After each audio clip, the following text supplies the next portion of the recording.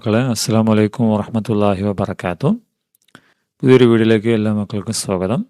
നമ്മളിന്ന് 7ാം class oriental Arabic അതിലെ ഒന്നാമത്തെ യൂണിറ്റ് ഉണ്ടല്ലോ, അൽ വഹ്ദത്തുൽ ഊല, ആ പാഠഭാഗത്തിലെ ഒന്നാമത്തെ പാഠത്തിൻ്റെ മിനശ്ശഖാവത്തി ഇല റഫാഹ, അതിലെ ആക്ടിവിറ്റീസും മറ്റു കാര്യങ്ങളും അതിൻ്റെ മറ്റു ഡീറ്റെയിൽസുമാണ് നമ്മളിന്ന് ഡിസ്കസ് ചെയ്യുന്നത്.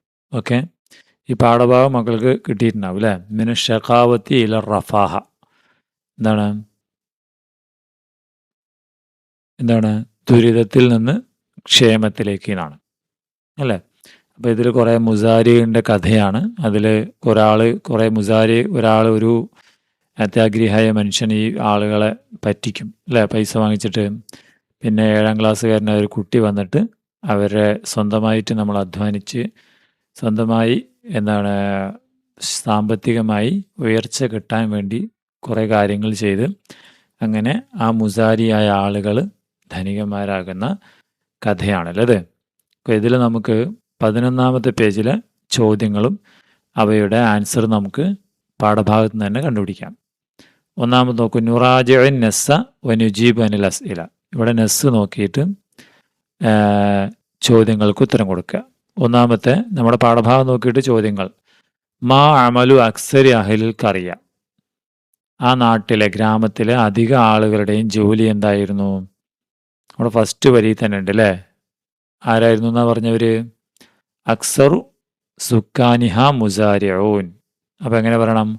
അക്സറു അഹ്ലിൽ ഖറിയ, അക്സറു സുക്കാനിഹ എന്ന് മാറ്റിയിട്ട് അക്സറു അഹ്ലിൽ ഖറിയ മുസാരിഊൻ.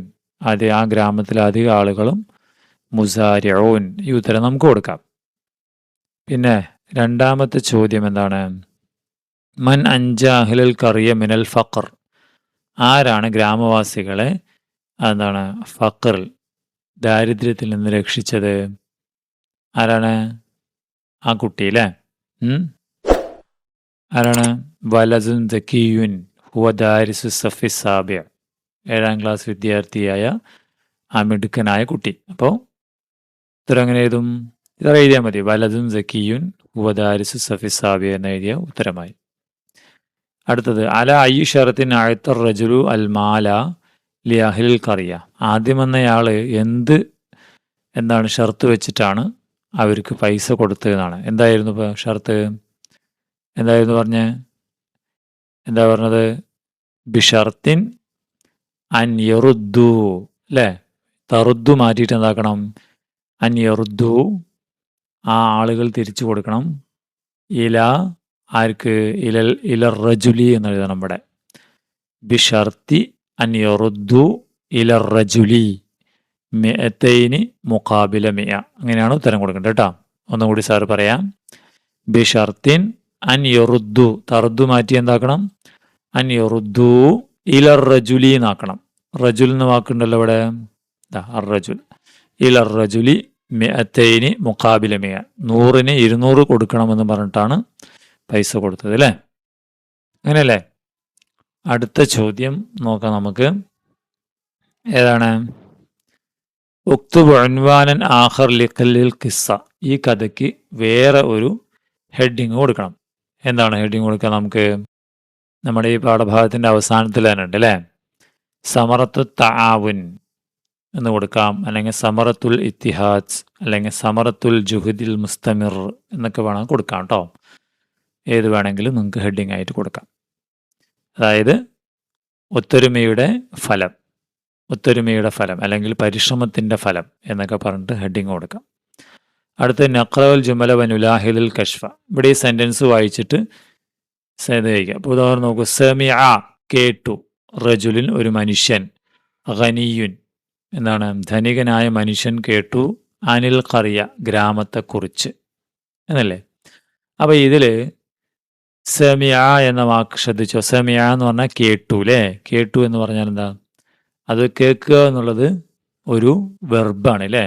ഇംഗ്ലീഷിൽ നമ്മൾ വെർബ്, പ്രവർത്തനം എന്നാണ് പറയുക. അതിന് അറബി ഭാഷയിൽ നമ്മൾ എന്താ പറയുക? ഫിയൽ എന്നാണ് പറയുക. അതുകൊണ്ടാണ് സമിയ ഫിയലിൻ്റെ കൂടെ ഇട്ടിരിക്കുന്നത്. റജുൽ എന്ന് പറഞ്ഞാൽ ഒരു വസ്തു, ഒരാളുടെ പേരാണ് അല്ലേ? ഒരാളെക്കുറിച്ച് പറയാനാണ് റജുലുൻ, അതിന് നമ്മൾ അറബിയിൽ ഇസ്മ എന്നാണ് പറയുക. അപ്പോൾ റജുലുൻ എന്താണ്? ഒരു ഇസ്മാണ്. സമിയ എന്താണ്? ഫിയലാണ്. ഖനിയും ധനികനായ, അതും ഒരു ഇസ്മാണ്. അതുകൊണ്ട് ഇവിടെ ചേർത്തിരിക്കുന്നില്ല, ഇസ്മാണ്. അൻ എന്ന് പറഞ്ഞാൽ ഈ ഇസ്മും ഫിയലും അല്ലാത്ത സാധനങ്ങൾ, അതായത് അതിനെ ഹർഫ് എന്നാണ് പറയുക. ഹർഫ്. അൻ എന്ന് പറഞ്ഞാൽ കുറിച്ച് എന്നാണ്. എന്ത് കുറിച്ച്? അതിന് ഒറ്റയ്ക്ക് നിൽക്കുമ്പോൾ അതിന് അർത്ഥം കിട്ടില്ല. അപ്പോൾ വേറൊരു വാക്കിൻ്റെ കൂടെ ഒരു ഇസ്മിൻ്റെ കൂടെ ചേർന്നു, കറിയ ഗ്രാമം. അപ്പോൾ ഗ്രാമത്തെ കുറിച്ച് ഒരുമിച്ച് ചെന്നപ്പോൾ അതിന് അർത്ഥം കിട്ടി. കറിയ ഇസ്മാണ്, പക്ഷെ അൻ എന്നുള്ളത് ഹർഫാണ്. ഓക്കെ, അപ്പോൾ ഇസ്മ ഫേല് ഹർഫ്. അറബി ഭാഷയിലെ ഏത് സെൻറ്റൻസ് എടുത്താലും അതിൽ ഇസ്മ ഉണ്ടാവും, ഫേൽ ഉണ്ടാവും, ഹർഫും ഉണ്ടാവും. ചിലപ്പോൾ ഹർഫ് ഉണ്ടാവില്ല. ചിലപ്പോൾ ഇസ്മ മാത്രം വെച്ചും സെൻറ്റൻസ് ഉണ്ടാവും, ചിലപ്പോൾ ഇസ്മും ഫേലും ഉണ്ടാവും. എങ്ങനെ വന്നാലും അറബി ഭാഷയിൽ സെൻറ്റൻസുകൾ ഉണ്ടാക്കുന്നത് ഈ 3 സാധനങ്ങൾ വെച്ചിട്ടാണ്. ഓക്കെ, അത് മക്കൾ പഠിച്ചിരിക്കുക. അതുപോലെ തന്നെ അപ്പം നിങ്ങൾ പറയുക യദുറുസു എന്താകും? യദുറുസു പഠിക്കുന്നു. അപ്പോൾ അർത്ഥം അനുസരിച്ച് പഠിക്കുന്നു എന്നുള്ളൊരു ഫേലാണ് അല്ലേ, പ്രവർത്തനം. വലത് എന്താണ്? ഇസ്മാണ്. ഫി ഇൽ എന്ന് പറയുമ്പോൾ വെറും എന്ത് ഇൽ എന്ന് പറഞ്ഞാൽ ഒരു അർത്ഥമില്ല. അപ്പോൾ ഒരു വാക്ക് ചേർന്നു അതിൻ്റെ കൂടെ, അപ്പോഴും അർത്ഥം കിട്ടും. അപ്പോൾ അതുകൊണ്ട് ഫി ഹർഫാണ്. സഫ് ക്ലാസ്, അത് ഇസ്മാണ് അല്ലേ. ഒരു സ്ഥലത്തിൻ്റെ പേരല്ലേ. സാബി 7ാമത്തെ, അതും ഇസ്മാണ്. ഓക്കെ, ഇങ്ങനെ ഏത് സെൻറ്റൻസ് കിട്ടിയാലും അതിൽ ഇസ്മ ഫെയില് ഹർഫ് കണ്ടെത്തണം. ഓക്കെ, ഇവിടെ അങ്ങനെ കാണിച്ചു വെച്ചിട്ടുണ്ട്. അപ്പോൾ ഇനി നോക്കൂ, നിങ്ങൾക്ക് ഇനി ഇവിടെ നുറാജൻ നസ വനുക്കുമിലിൽ കഷ്ഫ, നിങ്ങൾ നിങ്ങളുടെ പാഠഭാഗത്തിലെ ഇസ്മ ഫെയില് ഹർഫുകൾ മനസ്സിലാക്കി എഴുതണം. പാഠഭാഗത്തിൽ കുറേ ഉണ്ട് അല്ലേ. ഇപ്പം ഇജിത്തമഅ, ഇപ്പം ഞാൻ ഈ പാരഗ്രാഫ് നോക്കുകയാണ്, ഇതിൽ ഒരുപാടുണ്ട്.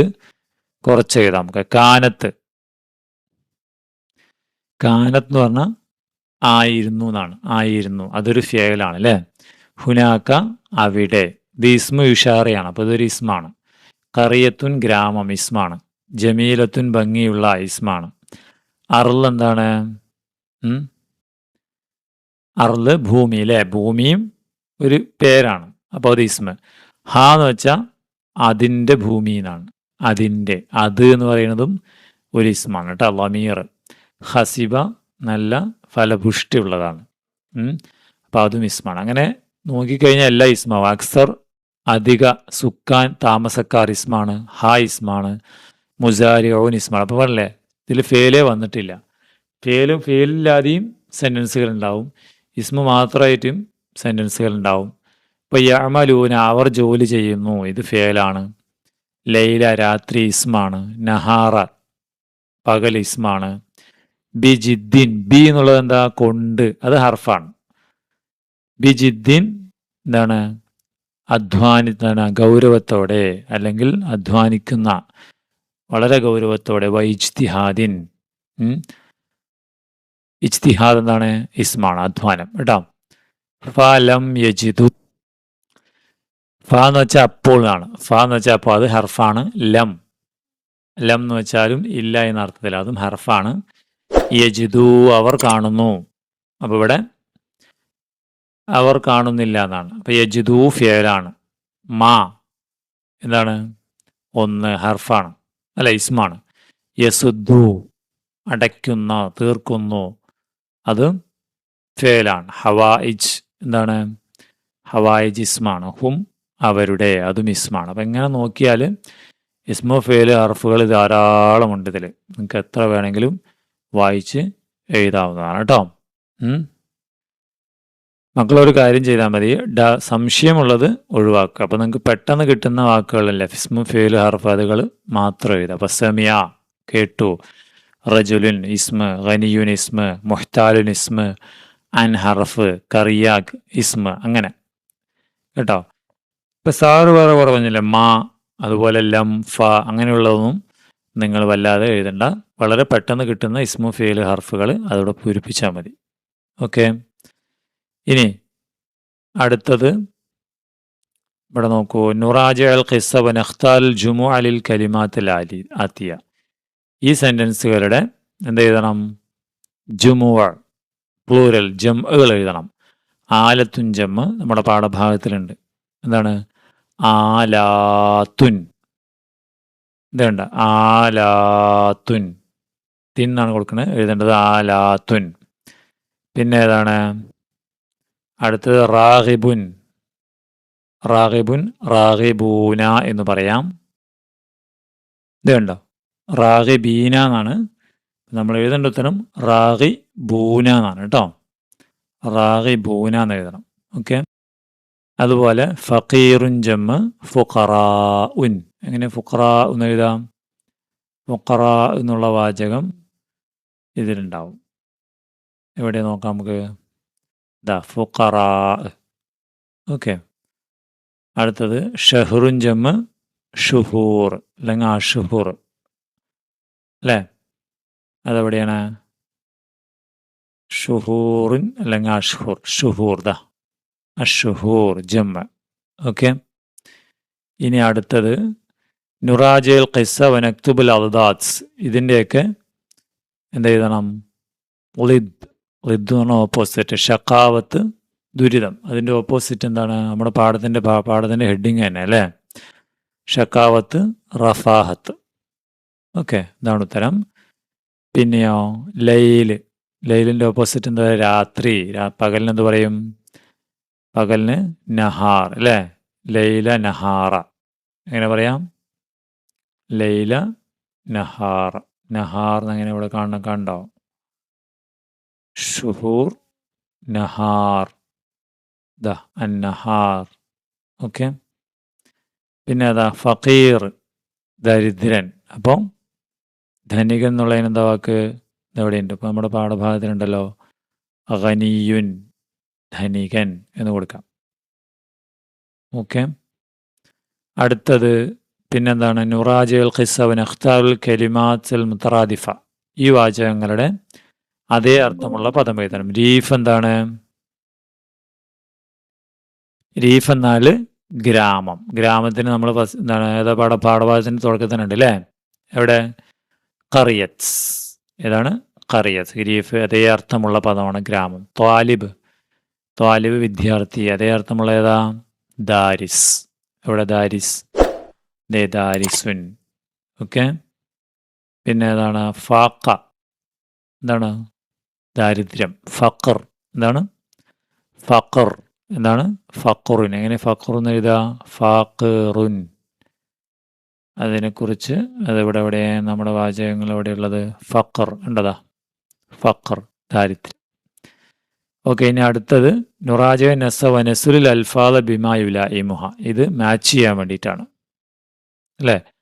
അൽ അർലു, അൽ അർലു, അവരുടെ ഭൂമി എങ്ങനെയുള്ളതായിരുന്നു? ഫലഭൂയിഷ്ഠമുള്ളതായിരുന്നു. അതിനേതാ വാക്ക്? ഖസിബത്തുൻ. അൽ മുസാരി, കൃഷിക്കാരൻ. കൃഷിക്കാരെങ്ങനെയുള്ള ആൾക്കാരാണ്? മുജ്തഹിദുൻ, അധ്വാനിക്കുന്നവരാണ്. അദ്ദാരിസ്, വിദ്യാർത്ഥിയോ? ബുദ്ധിയുള്ള, മിടുക്കനാണ് അല്ലേ. അപ്പോൾ സക്കിയുൻ.